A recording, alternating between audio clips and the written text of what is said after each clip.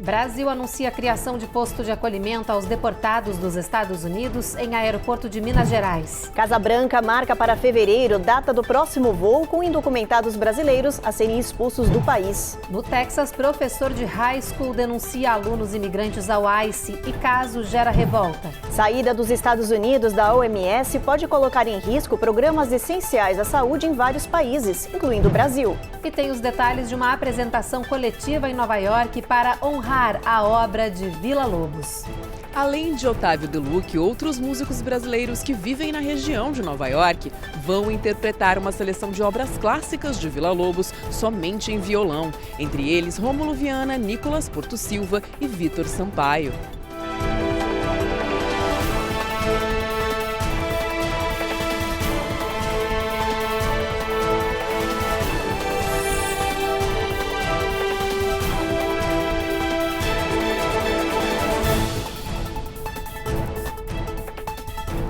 Olá, boa noite. Boa noite. Os Estados Unidos anunciaram que o próximo voo com deportados brasileiros vai sair daqui em fevereiro, da Louisiana rumo a Belo Horizonte. O Itamaraty anunciou que vai montar um posto fixo de acolhimento humanitário para receber esses deportados e outros mais no aeroporto de Confins. 1,5 milhão de imigrantes estão à espera da deportação dos Estados Unidos, segundo o relatório do Departamento de Segurança Interna americana. Desse total, cerca de 38 mil são brasileiros. Para lidar com esse alto volume de expulsos, o governo Lula anunciou que vai montar um centro de acolhimento humanitário com políticas de auxílio dentro do aeroporto de Confins. O Itamaraty diz que espera por ano entre 12 e 14 voos de brasileiros deportados. Os Estados Unidos já anunciaram quando vai sair o próximo voo com cidadãos do nosso país, em fevereiro. Em 2 semanas de governo Trump, o ICE e várias outras agências federais já realizaram operações em mais de 12 cidades-santuários. Cerca de 4.800 pessoas foram detidas, uma média de 750 imigrantes por dia. A maioria dos presos tem histórico criminal, mas muitos imigrantes foram detidos apenas por estarem no país de forma ilegal. Um imigrante legal aqui nos Estados Unidos não tem o que temer. Ele não faz parte das políticas imigratórias de deportação do ICE. Mas é importante que o indivíduo trafegue com algum comprovante do seu status imigratório aqui nos Estados Unidos. Seja ele, por exemplo, o I-20 para o estudante, o passaporte com visto estampado, o I-94, que pode ser obtido gratuitamente no site da imigração, ou, por exemplo, quem estiver aqui aguardando algum processo imigratório, o recibo deste processo. Esta foi a última ação do ICE divulgada. Os agentes fizeram uma blitz surpresa em um lava-jato na Pensilvânia. Eles chegaram sem aviso e prenderam imigrantes suspeitos, provocando pânico. Estima-se que 20 mil brasileiros vivam na Pensilvânia. Apesar do anúncio de que a polícia está prendendo apenas criminosos, muitos brasileiros estão com medo. Acho que todo mundo está com esse medo, né? Não tem esse, mesmo igual eu tenho processo de imigração, eu tenho processo de asilo, ainda não tive corte. Não sei como que vai ficar, até entrei em contato com a advogada hoje, mas ainda não tive resposta. Todo mundo teme. Quem sai de casa vê um aglomerado de polícia ali, já começa nos grupos de WhatsApp. Pô, polícia tá ali, polícia tá aqui. Diz a diarista Ana Maria, que mora com o filho há 3 anos na Filadélfia. Ela aplicou para asilo, mas ainda não obteve a resposta. Os advogados estão orientando a comunidade brasileira a buscar informações e se antever às investidas das autoridades. Para pessoas que estão tensas e querem se preparar, querem fazer alguma coisa caso haja uma detenção do ICE, a primeira coisa a fazer é conhecer os direitos. Mesmo sendo um imigrante ilegal aqui nos Estados Unidos, esse imigrante ainda tem direitos constitucionais, sendo entre eles o direito de manter o silêncio e também o direito a só responder perguntas com um advogado. Então, existem esses direitos também, uma vez que o imigrante seja detido. Também, se o ICE bater a sua porta, não há a obrigação de abrir a porta. Outra questão é ter uma reserva de emergência. Uma vez que uma pessoa é detida, ela vai ter vários custos que não são esperados. Custo de advogado, custo de fiança, ou até os custos de fato, manter, né, toda uma casa, uma família sem poder trabalhar. E hoje, mais tropas militares chegaram à fronteira sul para reforçar a segurança entre México e Estados Unidos. São centenas de soldados da Marinha norte-americana. Eles desembarcaram em San Isidro, no condado de San Diego, na Califórnia. As imagens divulgadas pela administração Trump mostram que os homens já começaram a trabalhar para reforçar o bloqueio na área do muro entre os dois países. De acordo com o Departamento de Defesa, essa tropa ficará temporariamente na região para fazer apenas esse tipo de serviço de instalação de barreiras na fronteira. E no Texas, o educador de uma escola denunciou os alunos estrangeiros em um post da agência de imigração. A identidade dele não foi divulgada. Ele está sendo investigado e foi retirado do cargo de professor substituto. No post do ICE, em uma rede social, o homem escreveu: "Vocês deveriam vir à escola Northside, em Fort Worth. Eu tenho muitos estudantes que nem falam inglês e estão nas classes do 10º e 11º ano." Após a denúncia, o caso começou a ser investigado e as autoridades descobriram quem é o professor por trás da mensagem. Até a investigação ser concluída, ele ficará afastado do cargo. Em um pronunciamento divulgado tanto em inglês como em espanhol, o distrito escolar da região tentou tranquilizar os pais e alunos e disse estar comprometido em manter um ambiente positivo e de apoio para todos. Mesmo assim, outros professores da mesma escola dizem que agora os alunos estão com medo de ir para a aula. O caso fez com que muitos protestos passassem a acontecer na frente da escola.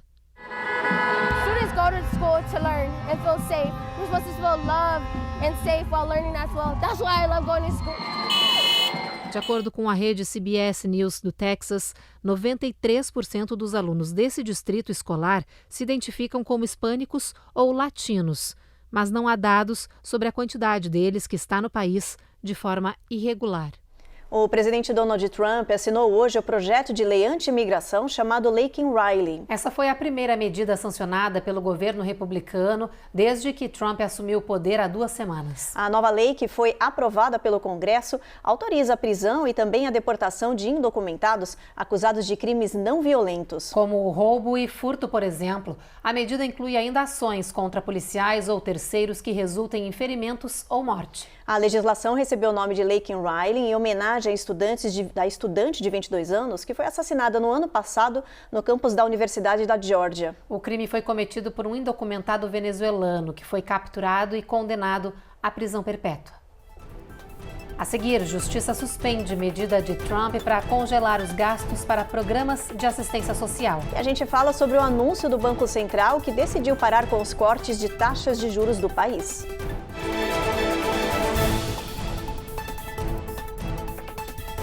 Américas no Ar. Oferecimento Uninter, a melhor faculdade para brasileiros nos Estados Unidos. Acesse uninteraméricas.com e inscreva-se já. Sendwave. Envie dinheiro para o Brasil sem taxas de envio. Aproveite $15 com o código promocional RECOR15 no seu primeiro envio. Ruth, repete comigo. Se inscreve no canal. Se inscreve no canal. Ativa o sininho. Ativa o sininho. Deixa seu like. Deixa seu like. E faz um comentário. E faz um comentário. Entendeu? Faz você também.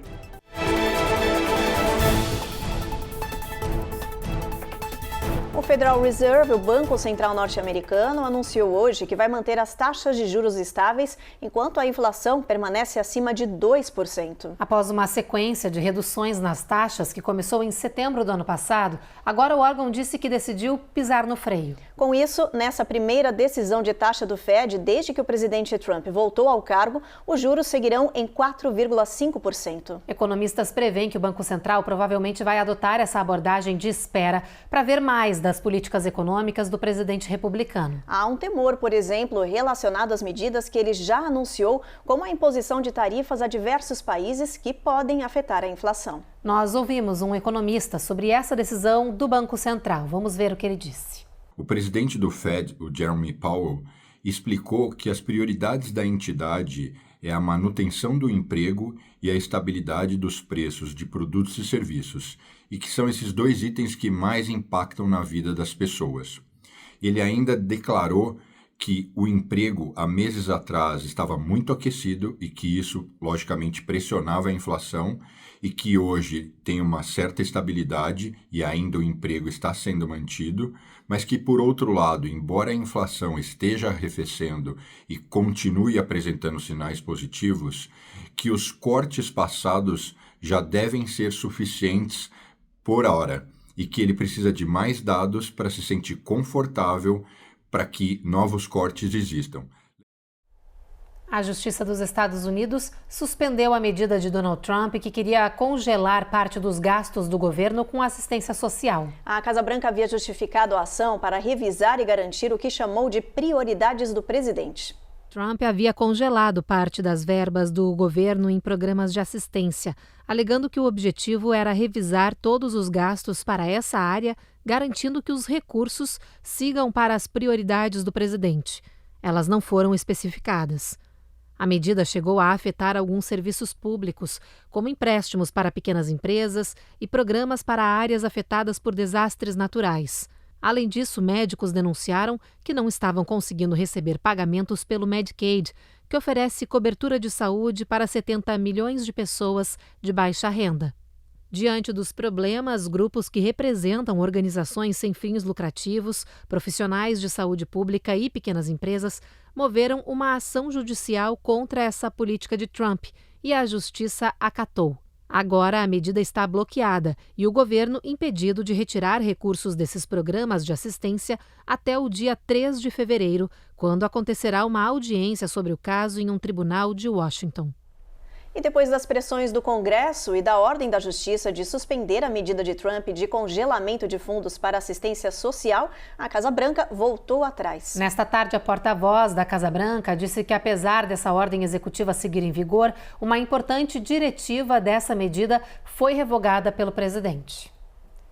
E no Oriente Médio, o premier israelense anunciou que vai viajar no domingo aqui para os Estados Unidos para uma reunião marcada com o presidente Donald Trump na próxima terça-feira. A viagem de Netanyahu vai acontecer na sequência da libertação de 2 grupos de reféns que estão com o Hamas. Os detalhes com o repórter Matias Brotero. Israel se prepara para receber 8 reféns dos terroristas do Hamas na quinta-feira.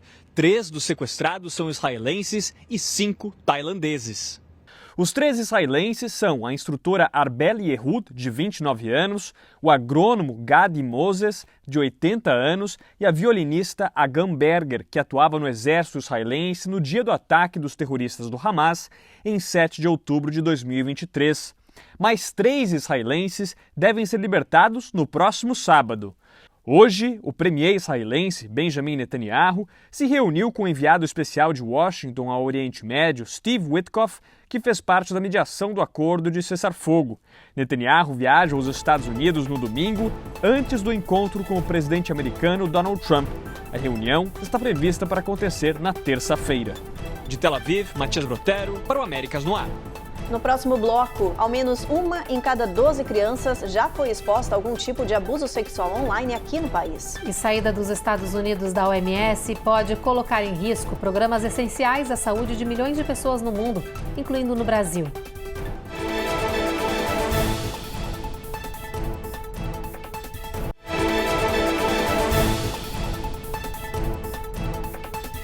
A Avaliação Nacional Escolar apontou um declínio nas pontuações de leitura e matemática entre os alunos do ensino fundamental aqui nos Estados Unidos. As análises envolveram estudantes da 4ª e também da 8ª série em todo o território norte-americano. Os resultados preocuparam pais e também mestres. A Avaliação Nacional de Progresso Educacional, também conhecida como Boletim Escolar do país, apontou piora no desempenho dos alunos do ensino fundamental nos 50 estados norte-americanos. O relatório, que é divulgado a cada 2 anos, indica que os estudantes do país em escolas públicas e privadas ainda estão sofrendo para se recuperar do período da pandemia de Covid-19. Nos testes feitos em 2024, houve uma queda de 2 pontos nos alunos da 4ª e da 8ª série. Em 2022, esse índice já tinha caído 3 pontos. Isso significa que 40% dos alunos estão lendo abaixo dos níveis básicos do país. A leitura é fundamental para a compreensão e construção de conhecimento em todas as disciplinas. Na matemática, houve uma ligeira recuperação, mas os dados finais indicaram que essa melhora não retornou os alunos aos níveis pré-pandêmicos. A notícia foi considerada desanimadora e preocupou pais e mestres. O desempenho ruim das crianças do ensino fundamental nos Estados Unidos está sendo considerado o pior nível desde 1992. Um novo e preocupante levantamento chamou a atenção para o risco do uso da internet por jovens. É que cresceu o número de crianças com menos de 18 anos que já sofreu algum tipo de abuso. Os dados indicaram que pelo menos 1 em cada 12 jovens já enfrentou assédio sexual online. Os especialistas analisaram mais de 120 estudos desde 2010 e descobriram que o número de vítimas vem aumentando a cada ano. O levantamento comandado pela Universidade Federal da Geórgia indicou a necessidade de maior conscientização e avanços na tecnologia digital para prevenir esse tipo crescente de cenário. Só no ano passado, o Centro Nacional para Crianças Exploradas e Desaparecidas recebeu mais de 36 milhões de relatórios de ações suspeitas de exploração infantil. Por isso, os especialistas voltaram a destacar a importância dos pais de conversarem com seus filhos sobre segurança, riscos e perigos online. E a saída dos Estados Unidos da Organização Mundial de Saúde pode significar o fim de financiamentos de inúmeros programas essenciais para mais de 30 milhões de pessoas no mundo. E um dos países que pode ser diretamente impactado por essa medida é o Brasil. As terapias retrovirais para pessoas com o vírus da AIDS e programas preventivos podem ser interrompidos. Os detalhes com a Giovanna Lucatelli. A OMS, Organização Mundial de Saúde, disse que a decisão do governo Trump pode ser catastrófica e um retrocesso em décadas de avanços, tratamentos e programas de saúde no mundo. Os Estados Unidos são um dos principais financiadores globais de combate ao HIV. Sem esse dinheiro, muitas nações emergentes vão ser obrigadas a suspender os atendimentos, terapias antirretrovirais e outros tratamentos, incluindo o Brasil. A OMS estima que mais de 30 milhões de pessoas podem ser impactadas pela decisão da Casa Branca. E isso pode reverter décadas de progresso na redução da mortalidade causada pelo vírus e aumentar as infecções e mortes no mundo. O plano de emergência do presidente dos Estados Unidos para o alívio da AIDS, chamado de PEPFAR, tem atuação direta no Brasil. Esse dinheiro financia ações para ampliar o acesso a autotestes de HIV, ajuda no diagnóstico precoce e vários outros tratamentos.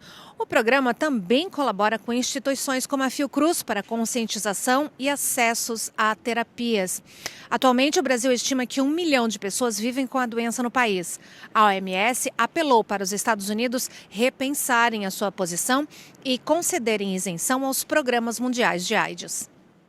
No próximo bloco, caça norte-americano cai durante treinamento no Alasca e piloto se salva após ejetar banco. E tem os detalhes de uma apresentação coletiva em Nova York para honrar a obra de Vila Lobos.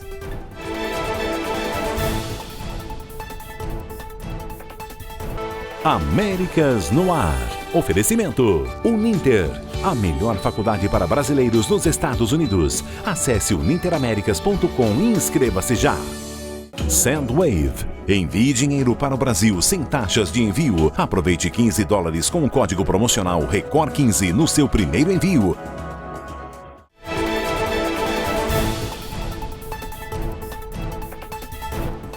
Um caça dos Estados Unidos caiu e explodiu durante um treinamento em uma base aérea no Alasca. O acidente foi gravado em vídeo e o mais impressionante é que o piloto conseguiu sobreviver após se ejetar do avião. A gravação mostra o caça caindo em parafuso e explodindo ao colidir com o chão. Vendo a imagem novamente, é possível ver o piloto longe do avião em um paraquedas. No final do vídeo, dá para ver que ele já está perto da terra, onde, segundo o exército, pousou em segurança e sem sofrer qualquer ferimento. Mesmo assim, foi levado para um hospital para avaliação. O incidente está sendo investigado e, segundo as autoridades, houve uma falha durante o pouso da aeronave. O caça que caiu e explodiu, um F-35, é um dos modelos mais avançados do mundo e custa mais de 80 milhões de dólares.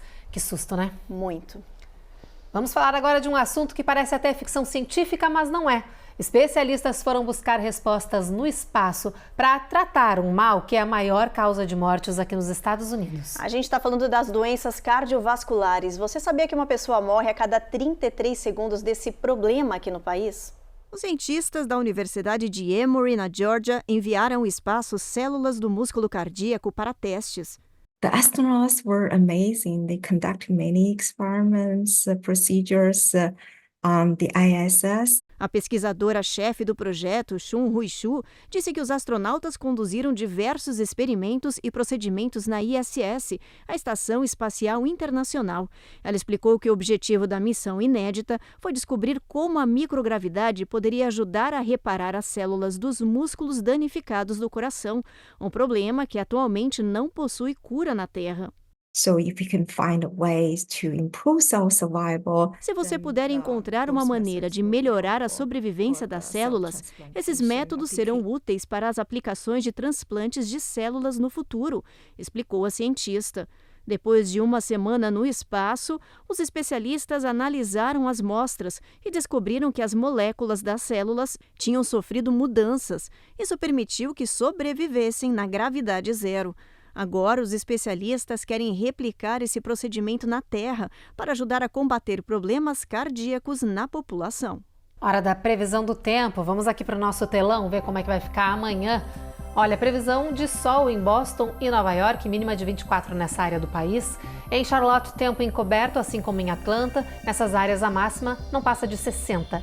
Na Flórida, a previsão é de bastante sol em todo o estado, máxima chegando a 82 em Tampa. Em New Orleans, previsão de tempo encoberto e em Houston, trovoadas, assim como em Brownsville. San Antônio, essa tempestade, esse tempo ruim segue com mínima de 44, máxima de 75. El Paso, olha só, gente, vai brilhar sol o dia inteiro, não tem nem nuvens nessa área, máxima de 56. Albuquerque, a gente já tem neve, mínima de 25, máxima de 50.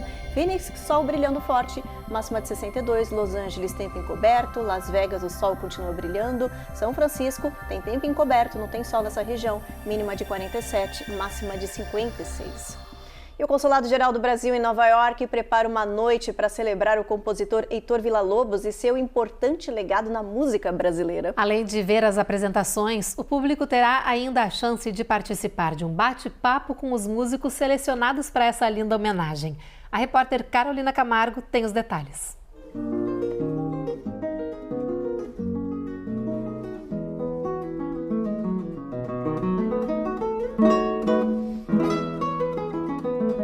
Esses são alguns dos acordes de uma das composições mais conhecidas de Heitor Villa-Lobos, artista brasileiro que será celebrado na próxima quarta-feira, dia 5 de fevereiro. E a gente vai homenagear o grande Heitor Villa-Lobos, que é um dos maiores compositores que a gente tem na nossa história, na nossa literatura, e ele revolucionou o violão. Além de Otávio Deluc, outros músicos brasileiros que vivem na região de Nova York vão interpretar uma seleção de obras clássicas de Villa-Lobos somente em violão. Entre eles, Rômulo Viana, Nicolas Porto Silva e Vitor Sampaio.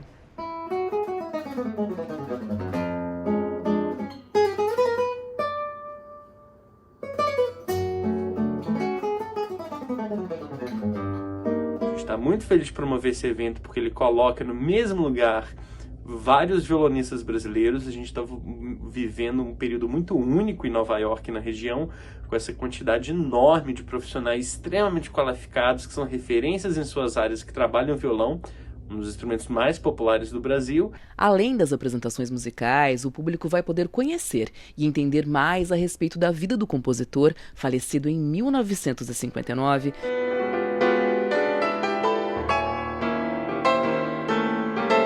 Através de um bate-papo com Max Barros, da Brazilian Music Foundation, e Sebastian Zubieta, da American Society. E aí a gente vai falar um pouco dele, a gente vai falar um pouco das influências que ele causou, de novos compositores, isso tudo através de uma conversa super legal e de apresentações lindíssimas com jovens talentos do violão brasileiro.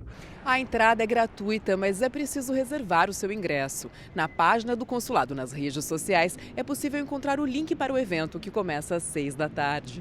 E vai ser um momento muito legal de falar sobre suas obras, falar sobre a reverberação do seu trabalho e, claro, sobre a contribuição que ele deu para tudo aquilo que a gente usufrui hoje enquanto músicos e artistas brasileiros, mas que trabalham ao redor do mundo. Então vamos estar tocando não apenas músicas do compositor, mas também músicas que sofreram influências sobre a obra tão marcante do compositor. Então espero contar com a presença de vocês dia 5 de fevereiro, 6 da tarde, no Consulado Geral do Brasil em Nova York. Até lá.